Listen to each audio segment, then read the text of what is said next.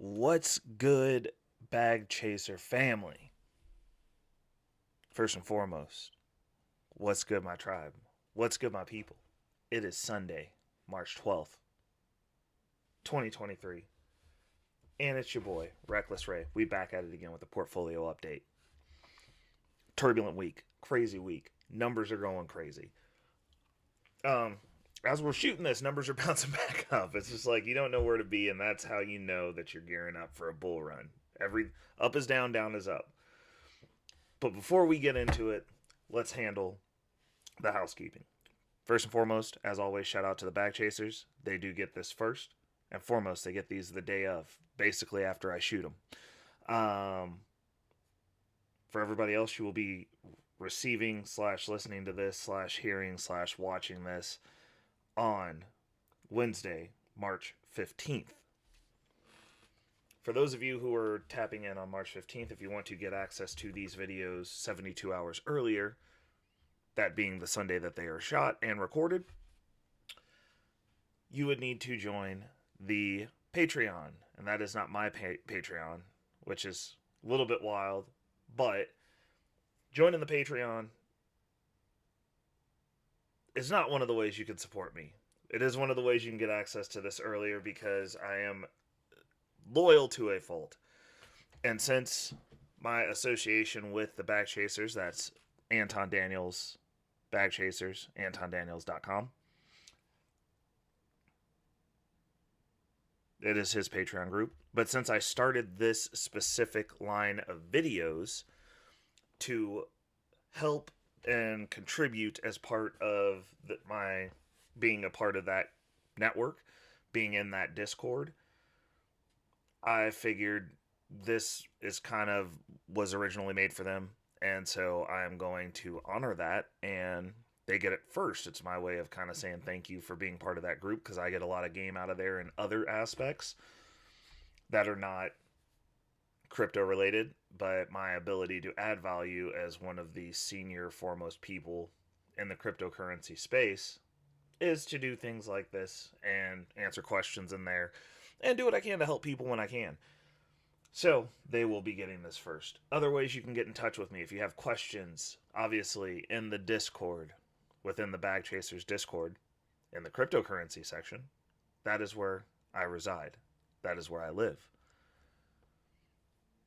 All questions in there. If I see them, I try to answer them. I'm normally in there daily. If random things are going on, I'm typing hard in the chat in there. And the other way is to email me. You can reach me via email at recklessraydenaro@gmail.com. Those do come directly to me. All answers are directly from me. If you would like to ask a question and have it answered on the show, you can email me there. That aside, we'll go ahead and get into the show because I do have a question for this show, which was cool that I answered today. And I've been thinking on it since I answered that question, and I got a little bit more context, so I'm going to throw it in this video. Bloop. Let's get into it. So, first of all, we'll hit it with the top 10. The top 10 holdings this week, pretty boring because it's the same top 10 holdings as last week, and I'll give some context into that. Actually, I had two questions I can answer, but we'll start off with the top 10. Not going to let the ADD get me this time. Coin number one, Ethereum. Always going to be Ethereum. Should be Ethereum the rest of the year. Even with the dial back, I doubt I'm not gonna. Even with the dial back and the switch in my strategy, since I'll be putting less into the market because I'm focusing on getting the cash reserves ready to purchase a house. Even with that, we should still have Ethereum sitting at the top of the list for the most part. I don't think I'm going to have any positions that are going to outweigh that position and might eat into it a little bit, but Ethereum should be the number one for this year, the entire year. Number two, Synthetics Network, SNX. That is my number two holding. Most likely will be number two for a while. Number three, Yearn Curve, Y Curve. That is number three. Number four is Wrapped Bitcoin, obviously. Number four is Alchemix. Number 5 is, and Alchemix's ticker symbol is ALCX. Number 5 is Frax, which is just Frax. Number 6 is Velindrome Finance, Velo, VELO. Number 8 is Synthetic BTC, SBTC. Number 9 is USDC coin, USDC. And number 10 is Cosmos Hub, ATOM, ATOM. So those are my top 10, pretty much the same top 10 as last week. As we are looking at the portfolio and the 24-hour change, we have started moving back up. There's a bounce of 6.92%. For total, we are no longer in the 30s percentiles, almost 40s. We are down to 24%, which is still good. We're still in the green. Still can't complain. Obviously, the bounce downs don't feel as good as the bounces up, but that is okay because we are still building, which means that this week, specifically, is a deal. What we did this week. This was another one of the questions I was asked on the Discord, which is what I was buying this week. And I told everybody, it's for me this week, it's Ethereum. I also added my Superverse, some more Super. And I also added some more Qcoin because whenever I send over any amount of money into Qcoin to purchase coins now, I am supporting the platform by buying at minimum at least one Qcoin, which right now it is the minimum. It's going to be the minimum for these for however long. And then and I'm allocating around $10 every time I move money over there, and I just tax myself these. So it's like one share of one Qcoin coin, and then I buy $10 of Superverse until we hit our desired mark, which is probably going to be about, I'd say, $150. But I'm buying it $10 at a time, so I'm getting DCAs. Obviously, this week we got a little bit of the dip, and then it dipped a little bit lower, but it still brought down my average price, which is good.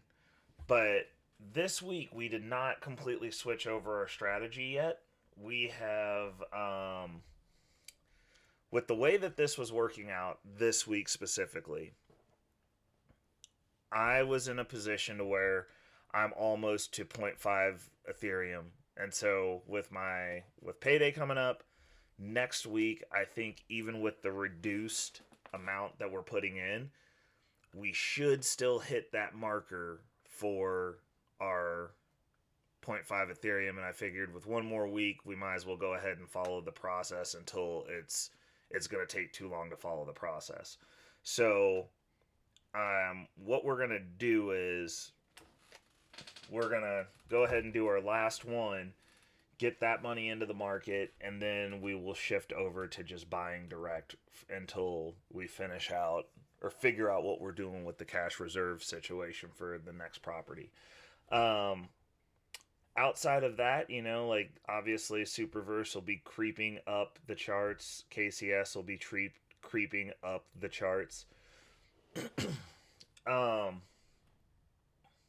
Yeah, that's kind of where we're sitting there. I've got no complaints about this portfolio. It's been performing pretty solidly. I don't have any complaints. I am happy that I've stashed away as much ETH as I have. We're definitely looking at doing some interesting moves. I am very excited about in regards to how this portfolio is built out. Some of the next steps are going to be pretty interesting because I'm pretty sure we're going to be buying into that Alchemix position. I don't know that I'll be finishing that position out, which is actually, I'm probably pulling enough to finish that position out because it's not going to be feasible to even do that position because of the transaction fees. That makes it not feasible. Anything that you're working on Ethereum right now, I've noticed, I haven't been over there for a little while, the fees are back up. So making any type of moves that are under $1,000 are just not, for me personally, not feasible. That's my threshold, and it's a high threshold in comparison to how most people navigate the crypto space. People are horrendously cheap. when it comes to transaction fees, because those eat into your profits. So getting this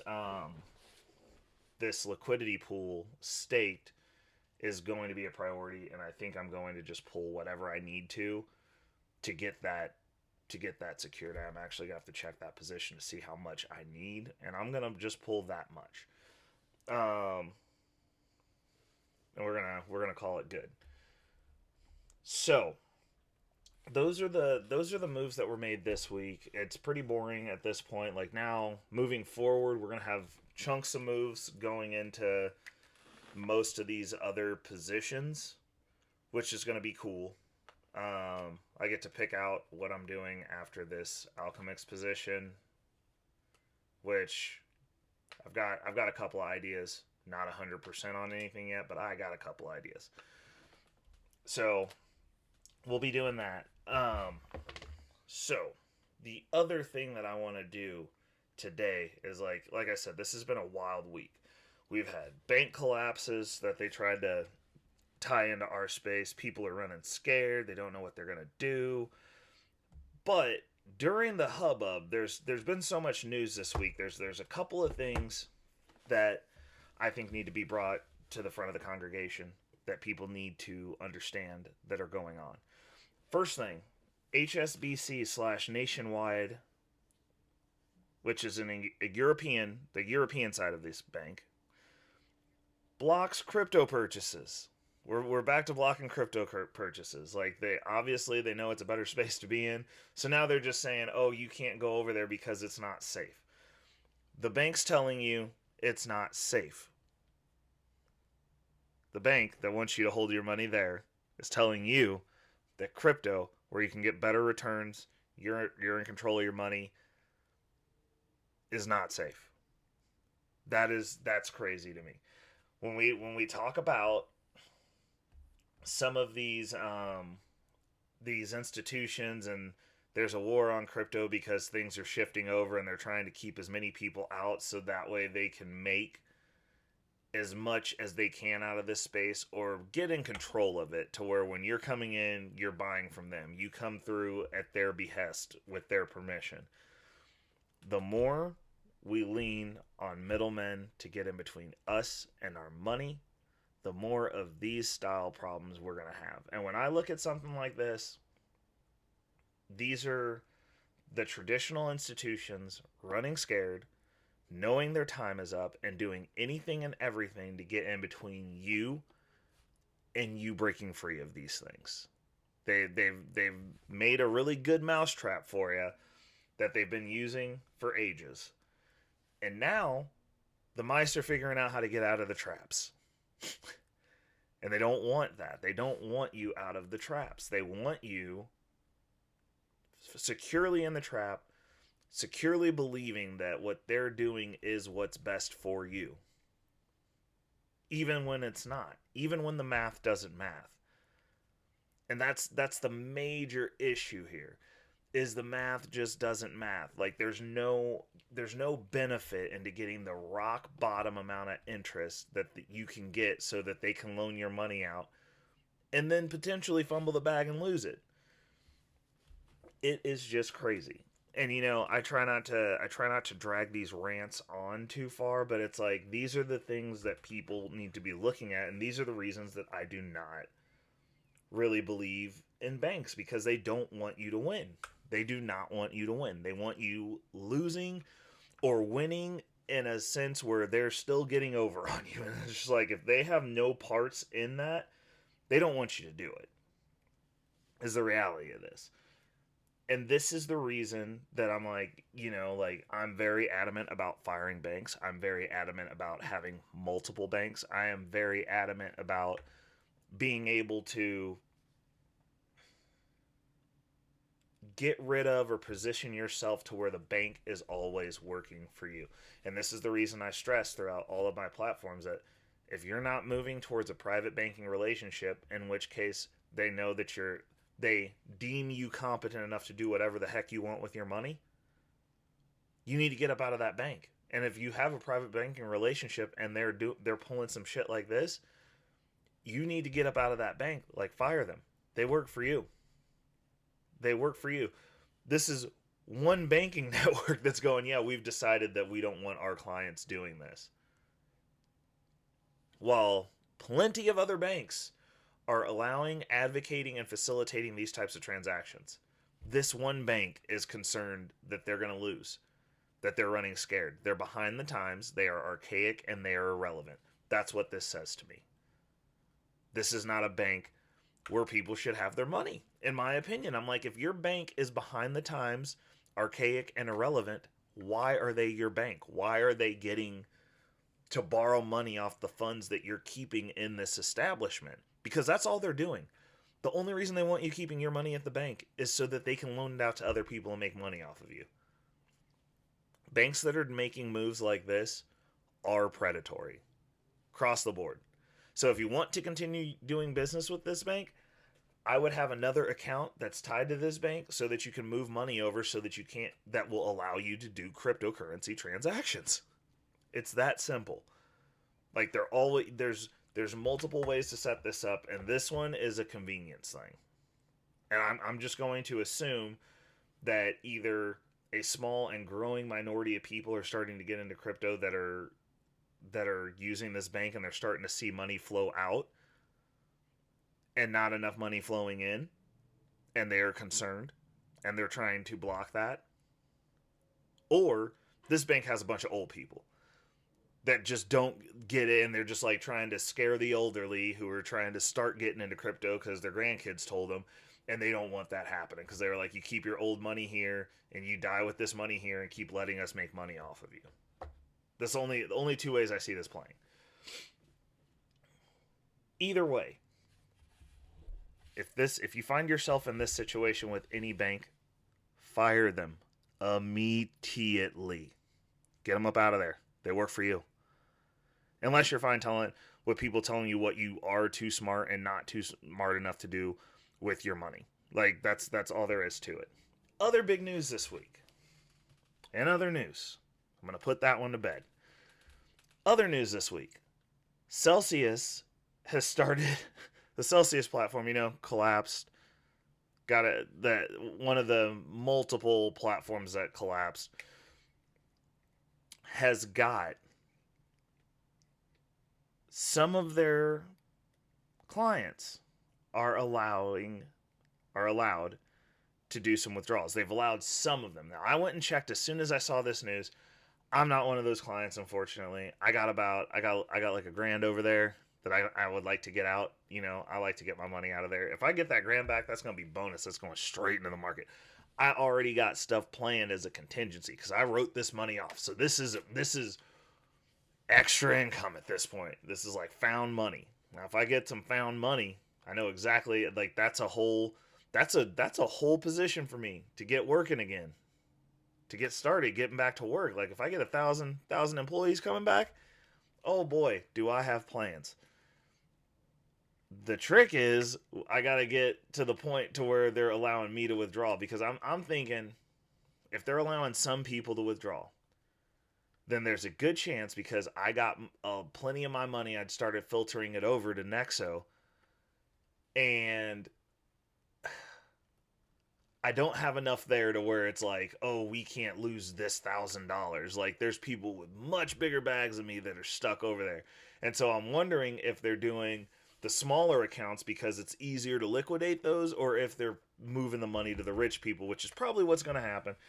The larger accounts are going to have the first rights of withdrawal to get all of them out, and then they'll just be like, oh, if we got an issue, we'll pay out the smaller account people or screw them or whatever, because there isn't as much money. And like thinking about it logically now, if I was them, I would try to get all the big accounts that would sue the crap out of me for assets out, because the people with the smaller amounts, like $1,000, couple of $1,000, have probably written those off, much like myself, who have completely forgotten about this shit and are just not gonna it's not gonna be a life-ending experience for me, because I've already considered this money lost for years. Now if it was like over 5,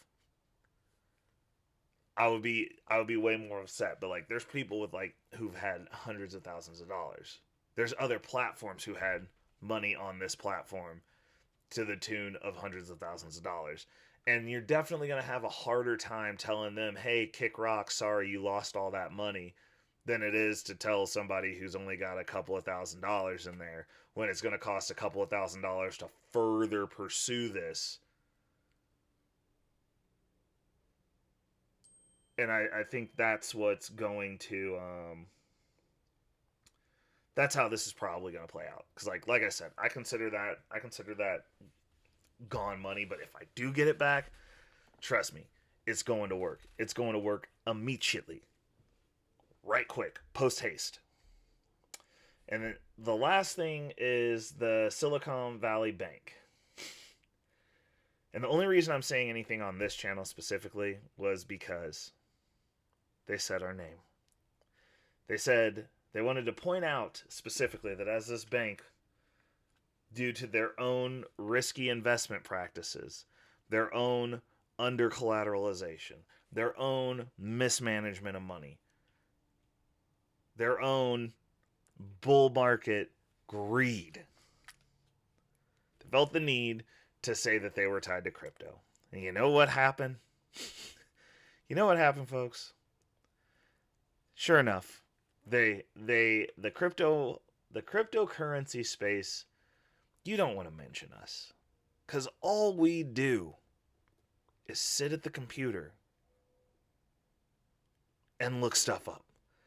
They unleashed a horde of crypto autists upon themselves because the news felt the need to point out, oh, they had crypto holdings. Well, you know what?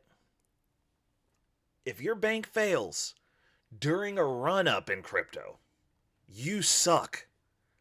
This bank went down during a run-up. You know what else is funny? The CEO of the bank within the last 2 weeks started dumping his shares. He knew something was up. Crypto was doing fine. We were in an up market unless all their holdings came at the peak, which is their own fault. But like, this bank mismanaged funds and then said our names, and then the dude gets doxxed for dumping his shares, which is also illegal. That's insider trading, folks. You're not supposed to be able to do that. But this dude did because he knew what was up. So now this has SVB has nothing to do with our space. SVB has to do with the startup space.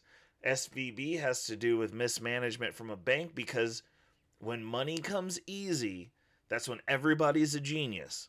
When the market's strong, which the tech sector and the startup and the VC funds have been strong, it's when the money dries up that you find out who's got pants on, when that tide goes out or not. And guess what? SVB, Silicon Valley Bank, had no pants on. They were riding the wave, feeling themselves, smelling themselves, and then when the money dried up, they didn't have enough money because they were playing. They were playing with the money that they had, and they were playing loose because they could do that because all these companies were flushing money and not tapping their credit lines, and everything was good. Well, when everything's not all good, next thing you know, you got more money going out than you have coming in, and your bank collapses, and there's a run on the bank. So that's my last bit of news. We touched on a few different things, but that's basically what's going on in the market. And like, if you're looking at the market today, Sunday, March 12th, a lot of people are making money right now in the market off these bounce backs. Like, this entire time my phone's been going off, all my coins are pumping. This portfolio isn't even what it looks like right now, because stuff's still actively going up, because we've hit some bottom metrics. And one of the things that I wanted to point out here is, if you look at these charts, all these charts are very similar. And obviously this is going to be the master chart, which is the wrapped Bitcoin, more or less. But if you look at Bitcoin's chart, you can look at Bitcoin's chart down here. This is actual Bitcoin, like the non-wrap version. This chart, you can see it replicating on basically every coin to some extent, especially up here. Like, these are very highly correlated, because everything follows Bitcoin.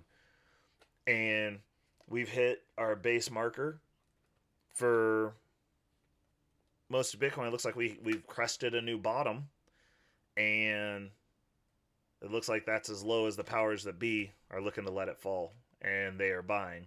Hopefully you did not get scared out of the market. Hopefully you got to get some of this dip. Hopefully you're getting some of this dip, because even with that bounce up, there's still dip to be gotten, because like we're not back where we were. So, you know, take it with a grain of salt. It's not financial advice, just a broke dude on the internet tracking his crypto portfolio that's not doing too bad.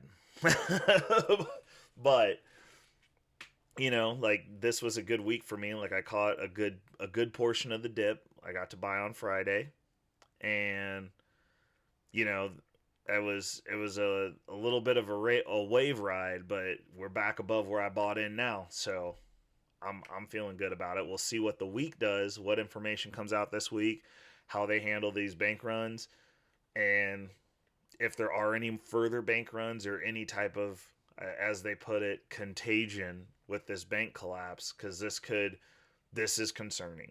This is something that everybody should be watching. It does affect all markets, but it affects them differently, because if the banks are discredited, that's a proven use case for Bitcoin, people. Because if you're your own bank, you don't have to worry about having your bank run on. Just throwing that out there. Ways to support the channel. Now, multiple ways to support the channel. I am about to start adding in the other channels that I am doing live panels on all of my channel pages. Mainly because, you know, like a lot of people give me, actually not a lot of people, a few people. Few people want me around that really mess with me. And I want to be able to support that. I want to be able to support those people, obviously, while building my tribe, because they're allowing me platforms in which I get to build my following on. So those of you who have found me from other platforms, I appreciate it that you're here. For those of you that have found me organically, I appreciate that you're here as well, and I would like for you to have the opportunity to hear me argue with people and talk to people and have great conversations with people live. Potentially having conversation with me yourself, because while I do speak mostly about finance and crypto, in all honesty, I don't talk about finance and crypto on most of my panels. And I have my own live show over on I Seen Your Little Podcast. And there's so few people. I got a couple of people that are tapped in that are from this channel, that are on both channels, that'll talk to me about crypto. But nobody wants to talk about crypto. So I'm going to start, you know, cross-promoting my channels. I'm looking to build up my platform. Obviously, I would like to have some lives over on my channel as well. But what I think I'm gonna do is, I am raising more funds for an additional camera. I've got some desk things I want to do, some reorganization stuff, and you know, just building out, getting software, making some time to learn the software that I have, and just to make things better, get you better production value and step things up around here. With that said, all donations that do come in via Cash App or PayPal, or actually, you know what? I gotta add my Venmo. Or Venmo, it'll be coming. And all of those things do go directly back into this channel, because like I don't need the money for me personally, so any money that comes in and goes directly into a pool of money that is going towards building this, whatever this is. Like it's kind of, I guess it will go that route. Whatever this evolves into, it will be funded from within. Like I am matching funds, but I am not actively as of yet diving all of my money into this, because like this is a kind of offshoot deal. And you know, if there's no traction in it, there's no point in throwing thousands of dollars at something that, you know, isn't gonna pay for itself, because then you're just buying stuff to have to sell on eBay later. As I know, because I'm an avid doer of that, because I go down rabbit holes all the time on different stuff, and I've had to dial myself back and stop, because I buy things I never use, or buy things I think I'm going to use and then don't use it, and then, you know, next thing over, you're getting boned on it, and you got to sell all your stuff. And you don't use it. So that's one way to support the channel. Easy free way to support the channel, which is equally as important, if not more important, because I'll get around to getting stuff eventually. Liking, subscribing, sharing, and dropping me a comment. Now, I know I did do a call to action to make a comment on a video that then I accidentally made to where you couldn't make comments, and thankfully, somebody informed me that they couldn't make comments even though they tried to make comments and I asked them to make comments. So, like, I will not be replicating that mistake again. All the videos should be available for you guys to make comments. So drop me a comment, give me your thoughts, give me your view on the market this week. How are you guys doing in the market? Because, like, I show you guys how I'm doing. We're still up 24%, 24-hour change. We're up 7% if you round up. It's 6.92% to be exact for those of you who are sticklers about the 100% accuracy. That 0.08% not giving it to me, and that's fair. I'm not giving it to myself. 6.29%. But how are you guys doing? How are you guys faring? What's your primary holding going into this year? Because my primary holding overall is Bitcoin. Hands down. Always. Bitcoin's number one. The portfolio for this year, as far as what I've purchased and put into the market this year, Ethereum is my primary holding. It will probably be my primary for this year and next year. Going into the bull run, like, we're getting set. I'm going to try I got a hefty goal of trying to get to about, I'd say, 32 Bitcoin, 32 Ethereum. That would be 32 Ethereum is the equivalent of, it's not mathematically the equivalent, but it's like a marker goal in my mind of the goal to get to 1 Bitcoin. So, like, when I first got into this space, my goal was to get to 1 Bitcoin. And then, like, the second goal that I made myself was 32 Ethereum. And so we're knee deep in that trajectory goal now. I just have to stop losing Ethereum every year because, like, I was in the Luna collapse, and that knocked out most of my Ethereum holdings at the time because I had most of it over there. And that sucked. Not a fun time for old Ray Bear, but we made it through. And we bounced back. And we're coming back at that goal again strong. So we're going to try and get, somewhere. I was saying 10. I think 10 is definitely doable this year. So that's going to put me at trying to get to, I'd say, 10 to 15, stretching to 15. And if I can get 15 this year, then I'm sure that, like, once we roll into the bull run and I start converting over, I should be able to round out that second. Because, like, if I'm buying next year also, I should be able to get another 10 to 15. And then as I start converting over my profits and taking my gains off of these other positions, it should put me in a realm where I should be around 32. If I get to 32, that's going to be a good day because we're going to get some staking going on, and we're going to get some passive income off that. And it's going to be a good day. It's going to be a good day. And then we're going to rinse and repeat and do something else. But yeah, so obviously, like, sharing, commenting, always a plus. Tell your friends. We're trying to get the subscriber count up. We're on the road to 1,000. We also have to get the watch hours up, but I'm assuming after we hit a firm 100, I think I'm going to, now obviously this is going to be on me, I'm going to start live streaming off of this channel as well, which will give me 2 live streams a week. The one over here will be probably an uncut after hours, after, I don't know, something. And we will, we'll start rocking out, which will help me get the watch hours up. And then hopefully we can get some more subs if we get a regular live stream going. I'm not going to be one of these people that's going to be on here all the time, but I definitely would like to do an extra evening a week because I do enjoy chatting with you guys. It is fun. My panels that I have right now are pretty fun. My Thursday nights, lit. We have fun every Thursday, and the growers, and it's growing. We're getting more watchers over there.